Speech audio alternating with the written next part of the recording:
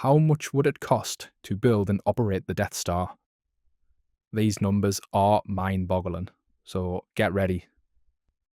The majority of the political ramifications that occur within the Star Wars universe during the rise of the Empire era are based on the development, construction, operation, and destruction of the original Death Star.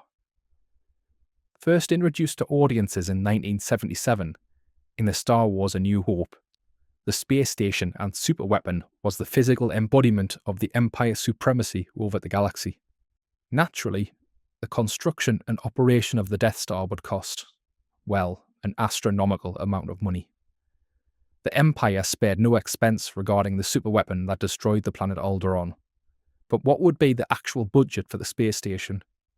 According to a 2012 study featured in the Lear University Students' Economics blog, the construction budget of the original Death Star is a whopping 852 quadrillion Imperial credits, and that's just from building it alone. When you apply this number to the US inflation calculator from 2012 to 2025, based on the rate of inflation of 39%, the construction budget today would be in the ballpark of $1.2 quintillion. The study further explains that the expenses are due to steel production, which is estimated to take 833,315 years. By scaling the Death Star, this calls for around 1 quadrillion tons of steel. The study also claims that Earth has enough iron material to create 2 million Death Stars. But what about powering the Death Star?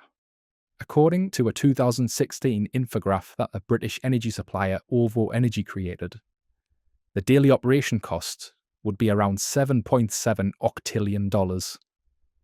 Just from that sheer number alone, it's safe to assume that the budget applied to today's inflation trends would be more annoying to calculate than spending the entire day with Jar Jar Binks.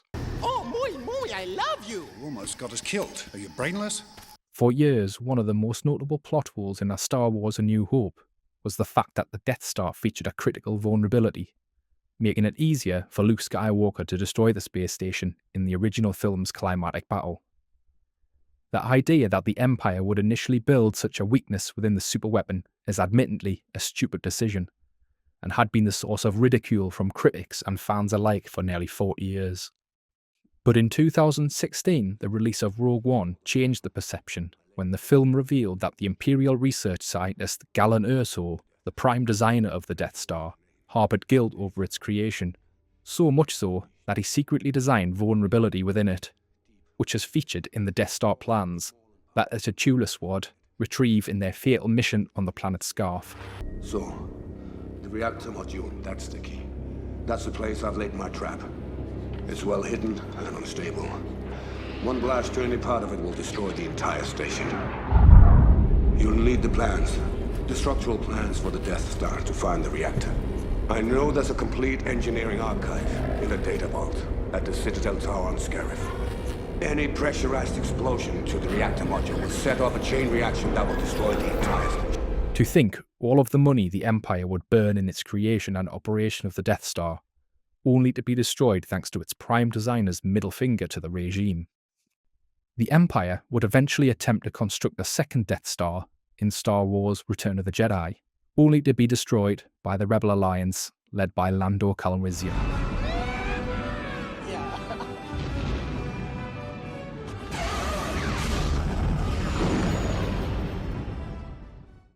Nearly 30 years later, the First Order would construct Starkiller Base in Star Wars The Force Awakens, which would be destroyed again by a fleet of Resistance X-Wing pilots led by Poe Dameron.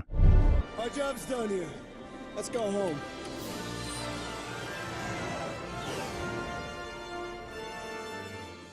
Will the Empire ever learn? If you'd like to see us construct my own Death Star, hit that like button and subscribe because I need $1.2 quintillion.